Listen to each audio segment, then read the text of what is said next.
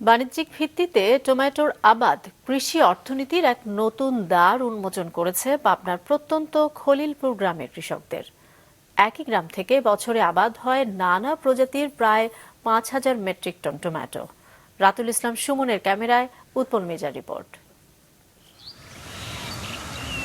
খলিলপুরের কৃষক আনসার আলীর ভাগ্য বদলে যায় টমেটো আবাদ করে। তার সাফল্যে উজ্জীবিত হয় পুরো গ্রাম। অন্য কৃষকরাও আগ্রহী হন একই আবাদে। এরই সূত্র ধরে পাবনার প্রত্যন্ত খলিলপুর এখন টমেটো গ্রাম নামে সুপরিচিত।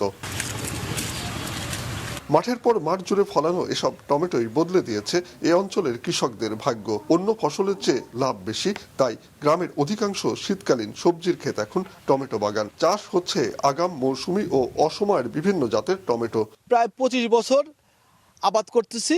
এই আবাদে আমি খুবই লাভবান এবং আমার জীবনযাত্রার মান, আমার বাড়ি বা অবকাঠামো বা ছেলেমেয়ের লেখাপড়া সফল।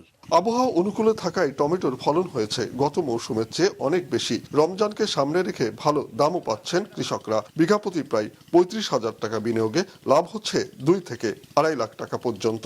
টমেটোর আবাদটা আমাদের এলাকায় মেলা দিন আগের থেকেই হচ্ছে, কিন্তু এ থেকে আমাদের এলাকার মানুষ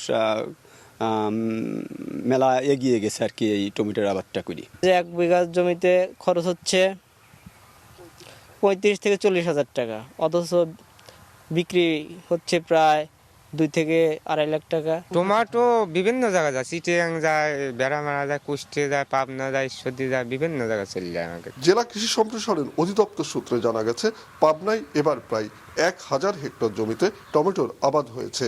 এর সিংহভাগই ফলেছে প্রত্যন্ত এ পল্লীতে। পাবনার সুজানগর উপজেলার খলিলপুর গ্রামের একজন কৃষক জনাব আনসার আলী এই টমেটো চাষে বলা যায় বিপ্লব নিয়ে এসেছে।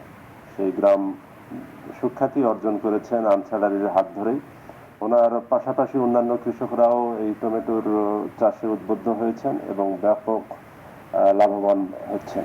তবে গ্রামে কোনো সংরক্ষণাগার না থাকায় প্রতি বছর মৌসুমের শেষ দিকে নষ্ট হয়ে যায় বিপুল পরিমাণ টমেটো। এ সংকট সমাধানে আগামী মৌসুমের আগেই ব্যবস্থা নেওয়ার দাবি কৃষকদের। উৎপল মির্জা, মাছরাঙা সংবাদ, পাবনা।